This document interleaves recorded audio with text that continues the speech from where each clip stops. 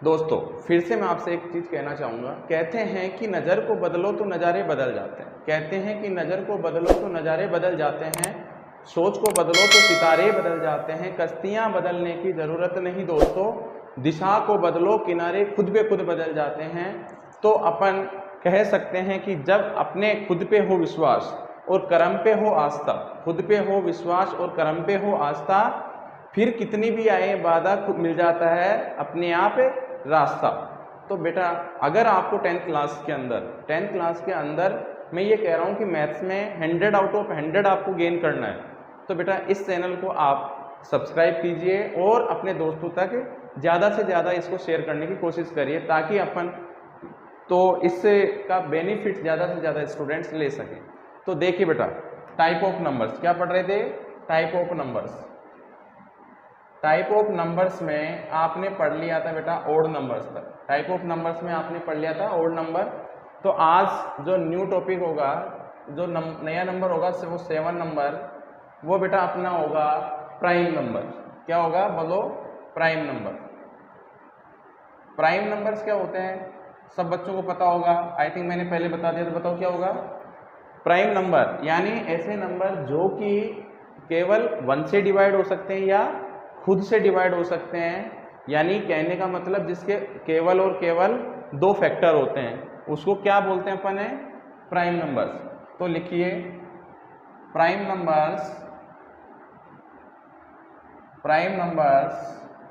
Are those numbers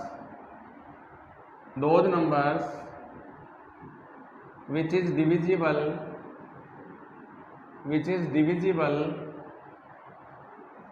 by 1 and itself।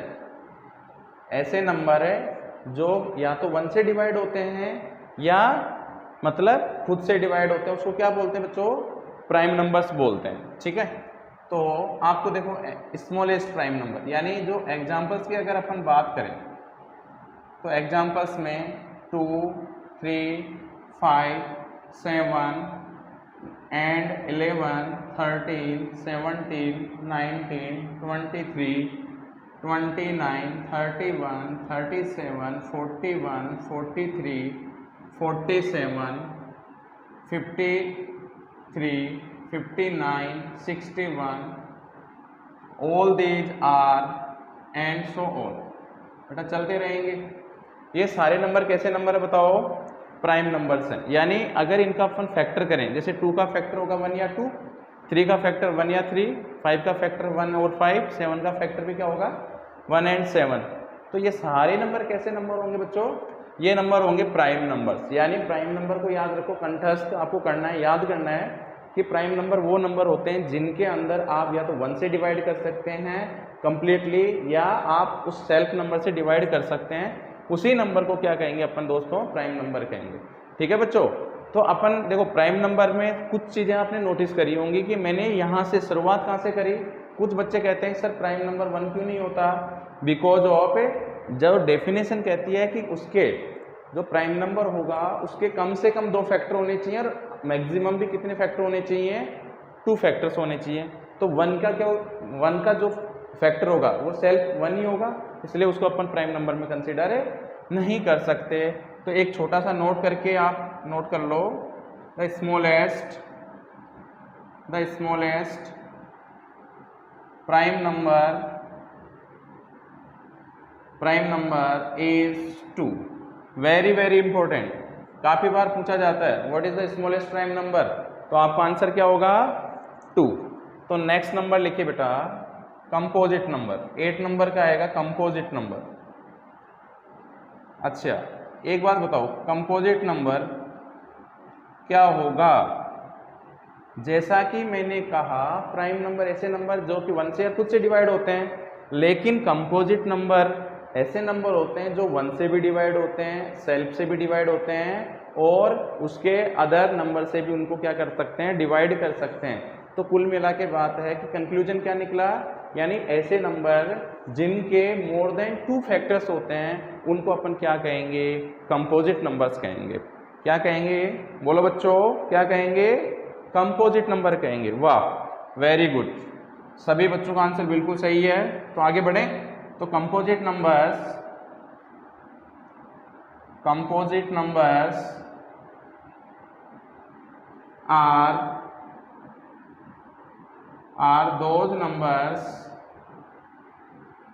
are those numbers which is divisible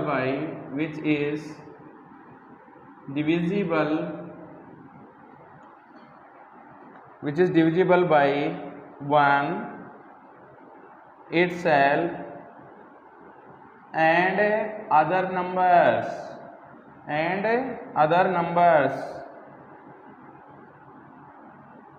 ठीक है बच्चों।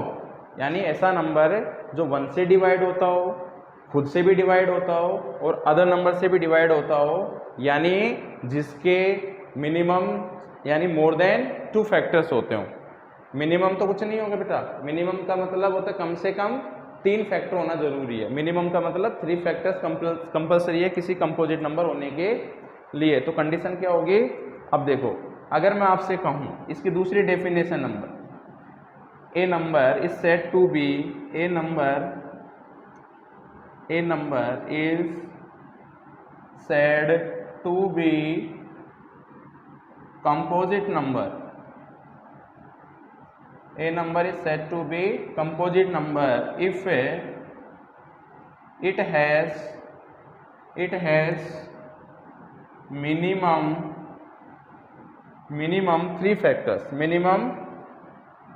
3 factors, तो उसे क्या कहेंगे बच्चों? उसको भी क्या कहेंगे? कंपोजिट नंबर कहेंगे। ठीक है। तो अगर एग्जांपल्स की बात करें, it is called composite number. बोलो समझ में आया कि नहीं आया बच्चों? Very good. ठीक है। एग्जांपल्स की अगर अपन बात करें, एग्जांपल्स देखो, स्मॉलेस्ट कंपोजिट नंबर क्या होता है? 4। क्या होता है? 4, क्योंकि 4 को आप 1 से डिवाइड कर सकते हैं कंप्लीटली, 2 से कंप्लीटली डिवाइड कर सकते हैं और 4 से भी क्या कर सकते हैं? कंप्लीटली डिवाइड कर सकते हैं। तो उसे अपन क्या कहेंगे बेटा? कंपोजिट नंबर कहेंगे। देखो दोस्तों, तो 4 के बाद क्या हो सकता है बताओ? 6 हो सकता है, 8 हो सकता है, 9 हो सकता है, 10 हो सकता है, 12 हो सकता है, 14 हो सकता है, 15 हो सकता है बेटा, 16 हो सकता है, 18 हो सकता है, 20 हो सकता है, 21 हो सकता है, 22 हो सकता है, 24 हो सकता है, 25 हो सकता है, 26 हो सकता है, 27 हो सकता है, and so on. All these numbers are composite numbers. बोलो समझ में आया कि नहीं आया? I think according to point my view, देखो बेटा यहाँ तक समझ में आ गया होगा। अब इससे आगे बढ़ते हैं। जैसे मान लो आपने 7 नंबर प्राइम नंबर्स पढ़ लिया, फिर 8 कंपोजिट पढ़ लिया। उससे पहले जो अपना इंट्रोडक्शन पार्ट फर्स्ट था, उसमें 1 से लेकर 6 तक के नंबर वो आपने ऑलरेडी अपन डिस्कस कर चुके हैं। तो आगे बढ़ते हैं।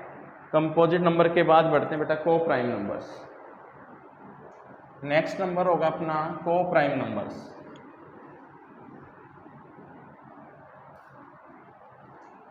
अब देखो बच्चों,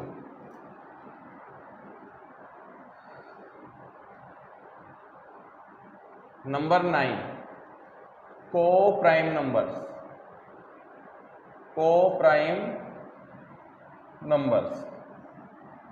अब यहाँ पे आपको नाम से पता चल रहा है को मीन्स क्या होता है? पेयर। को मीन्स क्या होता है? पेयर।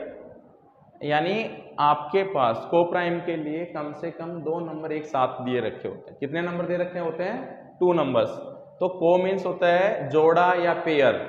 तो coprime number are those numbers which have highest common factor is 1, यानी जिनका आप एचसीएफ निकालो, जिस पेयर का आप एचसीएफ निकालो और उस पेयर का अगर एचसीएफ अगर 1 मिलता है आपको दोस्तों या बच्चों, तो उसको अपन क्या कहेंगे बताओ? को प्राइम नंबर्स कहेंगे। ठीक है बेटा। तो को प्राइम नंबर क्या होंगे? देखो, coprime numbers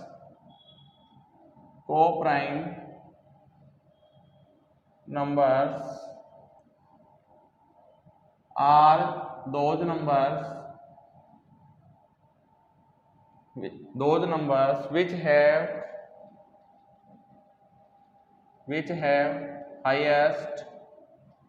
highest common factor is 1। जिनका हाईएस्ट कॉमन फैक्टर क्या होता है, 1 होता है, उसको क्या बोलेंगे अपन है, कोप्राइम बोलेंगे। ठीक है, ठीक है बच्चों, कि coprime number are those number which have highest common factor is 1, which have highest common factor is 1, that type of number is called coprime number. समझ में आ गया?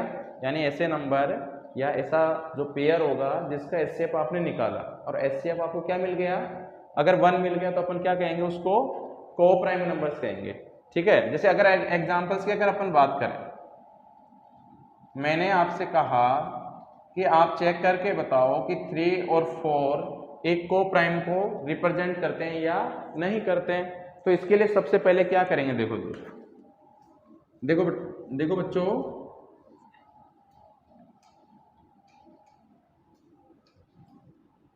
देखो बच्चों, चेक करके बताओ कि आपके पास 3 और 4 ये जो पेयर दे रखा है 3 और 4 का, वो एक कोप्राइम नंबर को रिप्रेजेंट करता है या नहीं करता।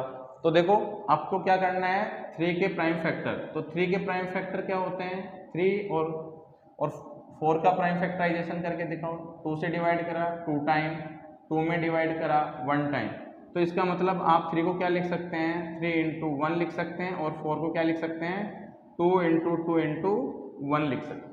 ठीक है, तो सभी बच्चों को पता है कि एचसीएफ कैसे निकाला जाता है, highest common factor of the given expression.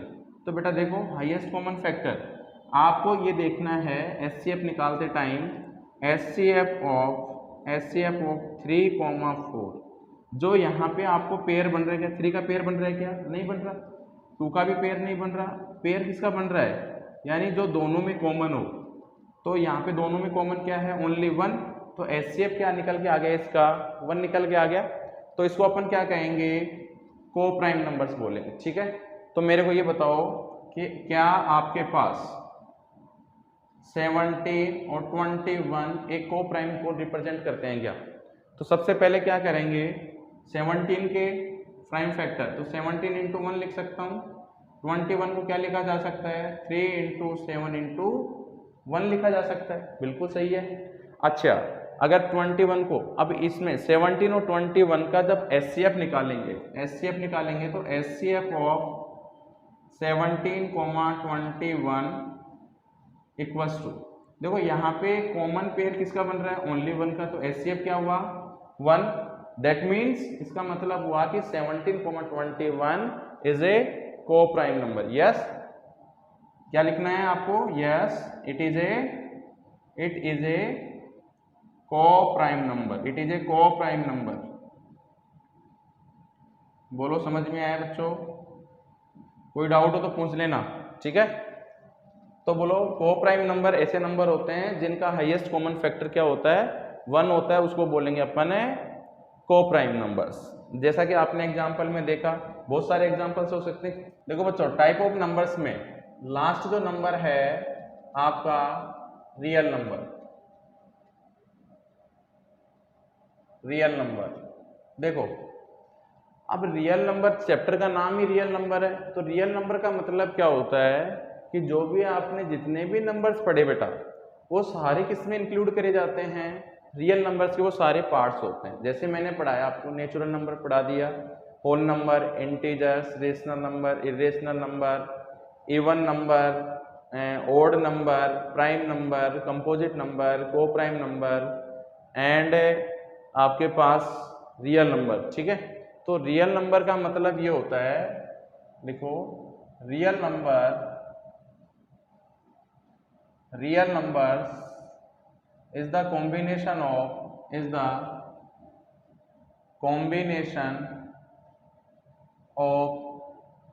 rational number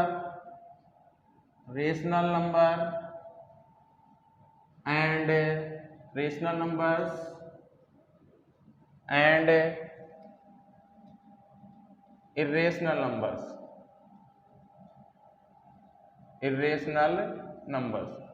real number is the combination of a rational numbers और इरेशनल नंबर, यानी आपके पास रेशनल नंबर और इरेशनल नंबर को अगर कंबाइन कर लिया जाए, यानी उनको एक साथ अगर अपन बात करें मिलाने की तो उनका जो एक ग्रुप बनेगा उसी का नाम क्या होता है बेटा, रियल नंबर होता है। एंड देखो बेटा, and the collection of all the real numbers is denoted by capital R। Capital R यानी आपके पास जो कलेक्शन ऑफ रियल नंबर होगा उसको R सिंबल से डिनोट किया जाता है।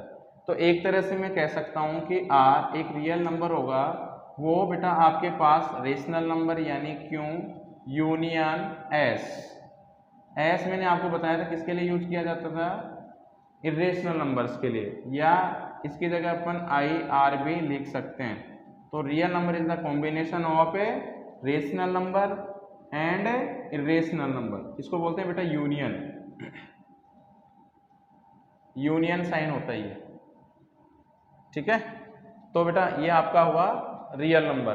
तो इसके अगर एग्जांपल्स की बात करें तो इसके अंदर कोई भी, जैसे 2 लिखा बिल्कुल सही है, 1/2 लिखा, -2 लिखा, 7/9 लिखा, √2 √3, ये सभी नंबर क्या होते हैं बेटा बताओ, रियल नंबर्स होते हैं।